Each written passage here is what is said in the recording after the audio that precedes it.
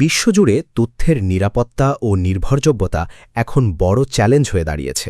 New ইয়র্কে জাতিসংঘ সদর দপ্তরে অনুষ্ঠিত তথ্য কমিটির ৪৮তম অধিবেশনে এই বিষয়টি নতুন করে গুরুত্ব পেয়েছে। আধুনিক ডিজিটাল যুগে ভুয়া তথ্য, বিভ্রান্তিকর প্রচারণা এবং প্রযুক্তির অপব্যবহার যেভাবে দ্রুত ছড়িয়ে পড়ছে, তা বৈশ্বিক স্থিতিশীলতার জন্য বড় হুমকি হিসাবে দেখা দিচ্ছে। এই প্রেক্ষাপটে অধিবেশনে ভুয়া তথ্য, বিভ্রান্তিকর প্রচারণা এবং ডিজিটাল অপব্যবহার মোকাবিলায় বৈশ্বিক ঐক্যের আহ্বান জানিয়েছে বাংলাদেশ। জাতিসংঘে বাংলাদেশের স্থায়ী প্রতিনিধি রাষ্ট্রদূত সালাহুদ্দিন নোমান চৌধুরী বলেন, তথ্যের অখণ্ডতা নিশ্চিত করা এবং দায়িত্বশীল যোগাযোগ ব্যবস্থা গড়ে তোলা এখন সময়ের সবচেয়ে গুরুত্বপূর্ণ বিষয়গুলোর একটি। ভ্রান্ত তথ্য, ঘৃণামূলক বক্তব্য এবং কৃত্রিম বুদ্ধিমত্তার অপব্যবহার বিশ্বজুড়ে বিভাজন বাড়াচ্ছে এবং মানুষের পারস্পরিক আস্থা দুর্বল করছে।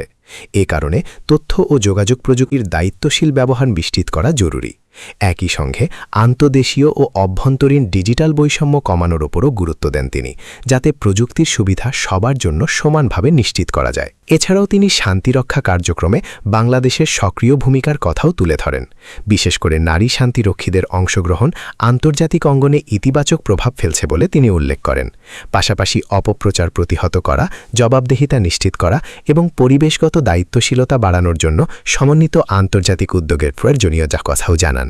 রোহিঙ্গা সংকট এবং গাজায় চলমান মানবিক পরিস্থিতির মতো বৈশ্বিক চ্যালেঞ্জগুলোতে ভুয়া তথ্য পরিস্থিতিকে আরও জটিল করে তুলছে। তাই সঠিক তথ্য প্রচার এবং বৈশ্বিক সচেতনতা বৃদ্ধি এখন অত্যন্ত গুরুত্বপূর্ণ হয়ে দাঁড়িয়েছে। শেষে তিনি বাংলাদেশের পক্ষ থেকে জাতিসংঘের নীতিমালা ও মূল্যবোধের আলোকে একটি শক্তিশালী, দায়িত্বশীল এবং অন্তর্ভুক্তিমূলক বৈশ্বিক যোগাযোগ ব্যবস্থা গড়ে তোলার অঙ্গীকার পুনর্ব্যক্ত করেন।